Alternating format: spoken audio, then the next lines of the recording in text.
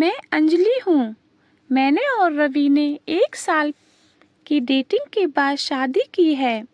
शादी में हमारे कुछ खास दोस्त और पेरेंट भी आए थे। रवि ऐसा ही चाहते थे। वो चाहते थे कि शादी शॉर्टकट और सिंपल ही रहे। हम लोग यहाँ बड़े शहर में काम करते हैं। रवि के माता पिता गांव में ही रहते हैं। रवि ज़्यादा गांव जाते नहीं। जब कभी मम्मी पापा को मिलना होता है तो वो हमें शहर में आकर मिल ही लेते हैं। हमने एक छोटा सा घर भी यहाँ अभी लोन पर ले लिया है। शादी के चलते मैंने अभी नौकरी छोड़ रखी है। हमारा घर रोड की साइड में ही है। खिड़कियों से रोड दिखाई देता है। हमारी किचन की खिड़की से भी रोड दिखाई देता है।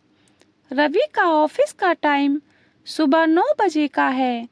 सुबह मैं रवि के लिए खाना बनाती हूँ। मेरी नज़र खिड़की के बाहर गई।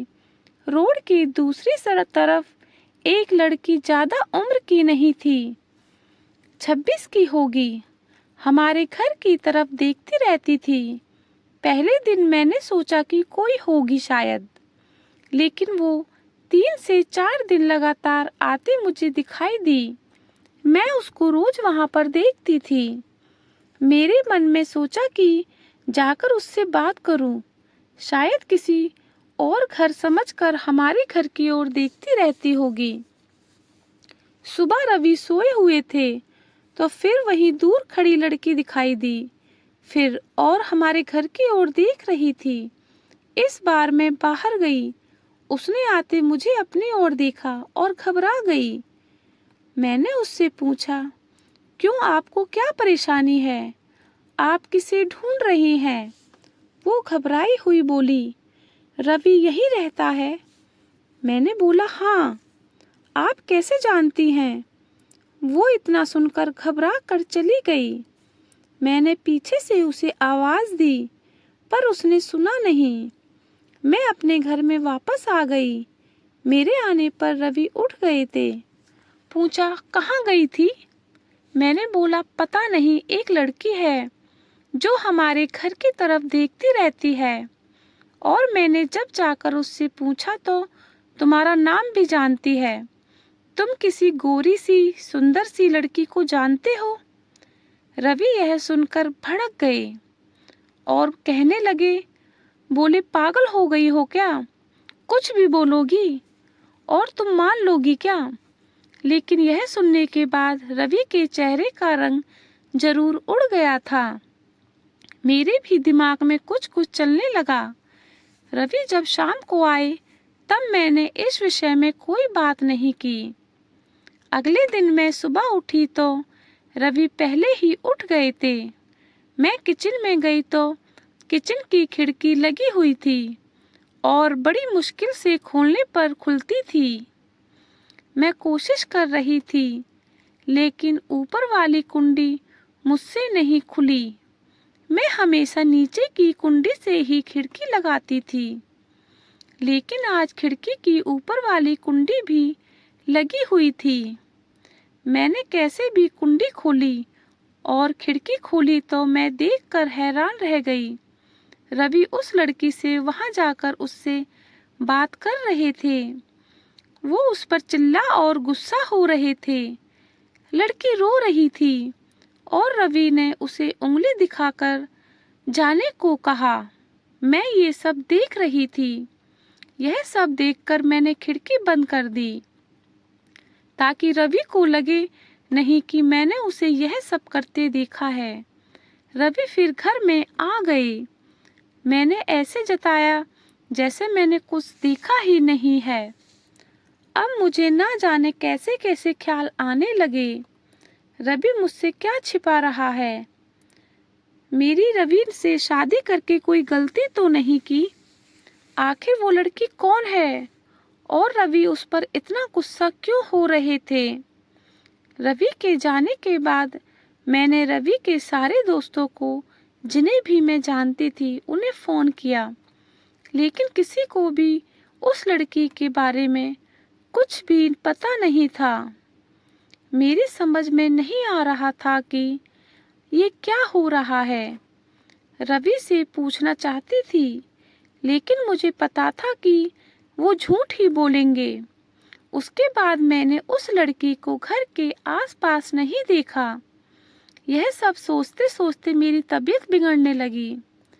रवि मुझे बोलता था कि क्या हुआ है, अपना ख्याल रखो, डॉक्टर के पास जाओ।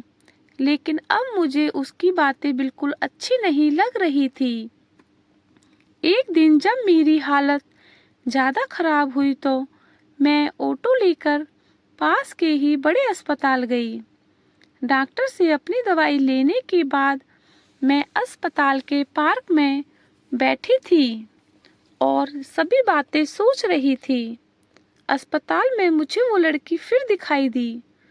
उसे देखते ही जैसे मेरी बीमारी का पता ही नहीं चला कहाँ भाग गई।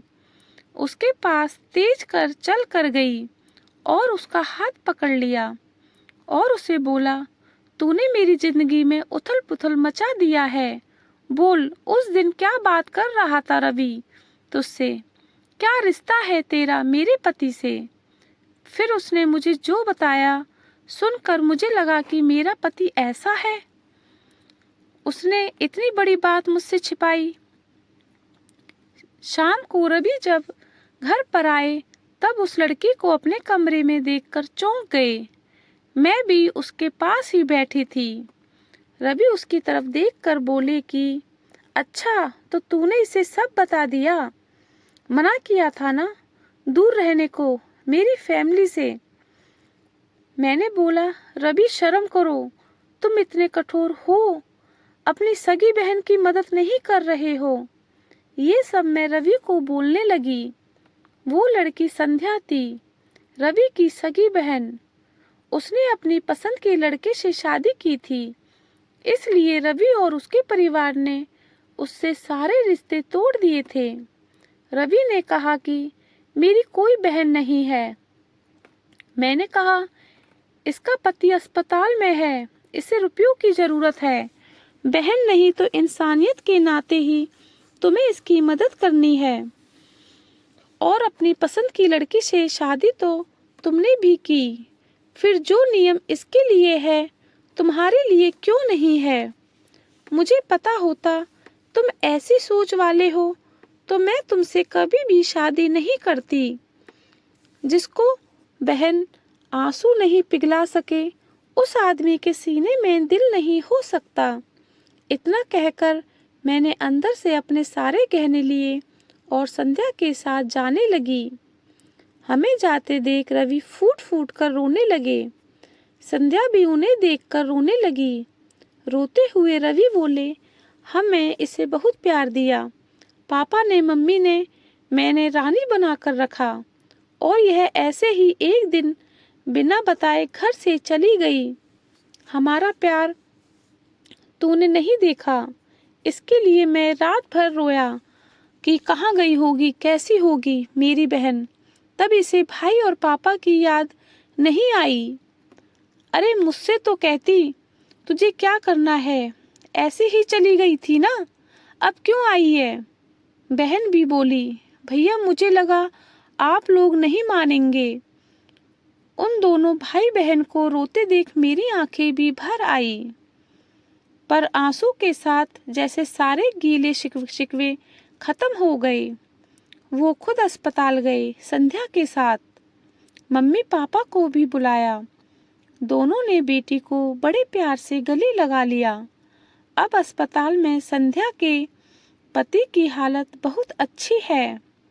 डॉक्टर ने कहा कि जल्दी ही डिस्चार्ज हो जाएंगे। रवि की आंखों में मुझे एक अलग सुकून अब देखने को मिल रहा है। दोस्तों, अगर आपको कहानी अच्छी लगी हो तो ज़रूर लाइक करें।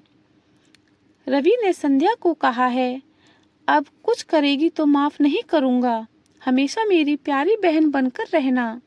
जिंदगी बहुत छोटी है, आपके अहंकार में इतना सुकून नहीं है जितना कि माफ़ कर देने में।